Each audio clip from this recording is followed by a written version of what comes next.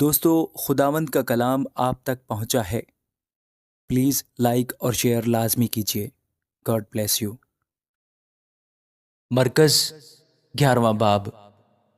جب وہ یروشلم کے نزدیک زیتون کے پہاڑ پر بیت فگے اور بیتنیا کے پاس آئے تو اس نے اپنے شاگردوں میں سے 2 کو بھیجا اور ان سے کہا کہ اپنے سامنے کے گاؤں میں جاؤ اور اس میں داخل ہوتے ہی ایک گدھی کا بچہ بندھا ہوا تمہیں ملے گا، جس پر کوئی آدمی اب تک سوار نہیں ہوا، اسے کھول لاؤ۔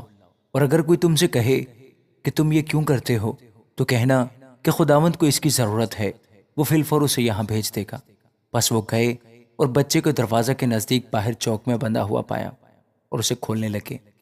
مگر جو لوگ وہاں کھڑے تھے ان میں سے بعض نے ان سے کہا، یہ کیا کرتے ہو کہ گدھی کا بچہ کھولتے ہو؟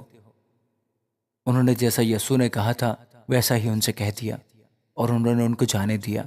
پس وہ گدھی کے بچے کو یسوع کے پاس لائے اور اپنے کپڑے اس پر ڈال دیے اور وہ اس پر سوار ہو گیا۔ اور بہت لوگوں نے اپنے کپڑے راہ میں بچھا دیے اور انہیں کھیتوں میں سے ڈالیاں کاٹ کر پھیلا دی، اور جو اس کے آگے آگے جاتے اور پیچھے پیچھے چلے آتے تھے پکار پکار کر کہتے جاتے تھے، ہوشانا، مبارک ہے وہ جو خداوند کے نام سے آتا ہے، مبارک ہے ہمارے باپ داؤد کی بادشاہی جو آ رہی ہے، عالم بالا پر ہوشانا۔ اور وہ یروشلم میں داخل ہو کر ہیکل میں آیا اور چاروں طرف سب چیزیں ملاحظہ کر کے ان 12 کے ساتھ بیتنیا کو گیا، کیونکہ شام ہو گئی تھی۔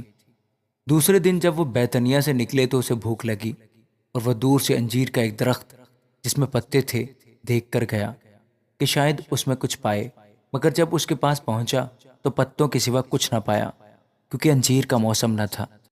اس نے اس سے کہا، آئندہ کوئی تجھ سے کبھی پھل نہ کھائے۔ اور اس کے شاگردوں نے سنا۔ پھر وہ یروشلم میں آئے اور یسوع ہیکل میں داخل ہو کر ان کو جو ہیکل میں خرید و فروخت کر رہے تھے باہر نکالنے لگا، اور صرافوں کے تختوں اور کبوتر فروشوں کی چوکیوں کو لٹ دیا۔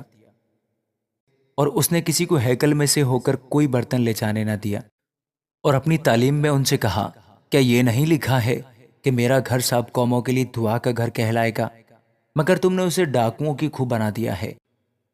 اور سردار کاہن اور فقیہ یہ سن کر اس کے ہلاک کرنے کا موقع ڈھونڈنے لگے، کیونکہ اس سے ڈرتے تھے، اس لیے کہ سب لوگ اس کی تعلیم سے حیران تھے۔ اور ہر روز شام کو وہ شہر سے باہر جایا کرتا تھا۔ پھر صبح کو جب وہ ادھر سے گزرے تو اس انجیر کے درخت کو جڑ تک سوکھا ہوا دیکھا۔ پترس کو وہ بات یاد آئی اور اس سے کہنے لگے، اے ربی، دیکھ، یہ انجیر کا درخت جس پر تو نے لعنت کی تھی سوکھ گیا ہے۔ یسوع نے جواب میں ان سے کہا،